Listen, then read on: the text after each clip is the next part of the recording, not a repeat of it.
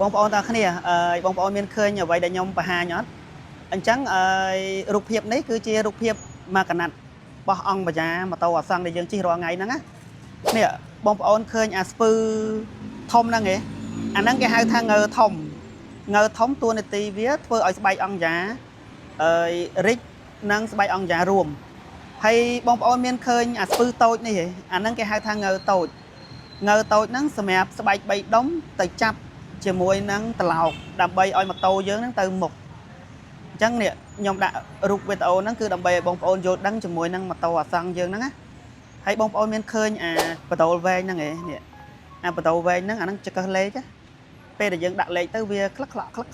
នឹងណាហើយបងប្អូនមានឃើញអាស្បែក3ដុំហ្នឹងឯងនេះស្បែក3ដុំដែលចំណាំថាយើងជីអស់ស្បែកហ្នឹងណានេះខ្ញុំដាក់រង្វង់ឲ្យបងប្អូនមើលអាហ្នឹងហើយដែលជាស្បែកដែលសំខាន់ដែលពេលអស់ស្បែកទៅធ្វើឲ្យម៉ូតូយើងនឹងទួងធ្វើឲ្យម៉ូតូយើងនឹងងាង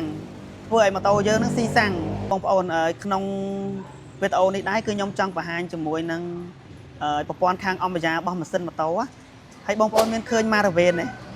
នេះម៉ារ៉ាវេនហើយបងប្អូនមានឃើញកម្របអំបញ្ញានេះកម្របអំបញ្ញាអ្នកខ្លះហៅថាកាតែអាហ្នឹងគេហៅថាកម្របអំបញ្ញា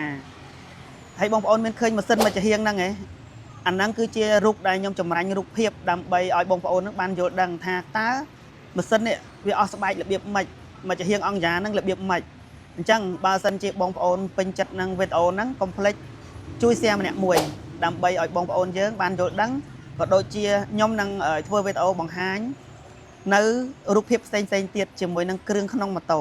តោះជួយ share ម្នាក់មួយ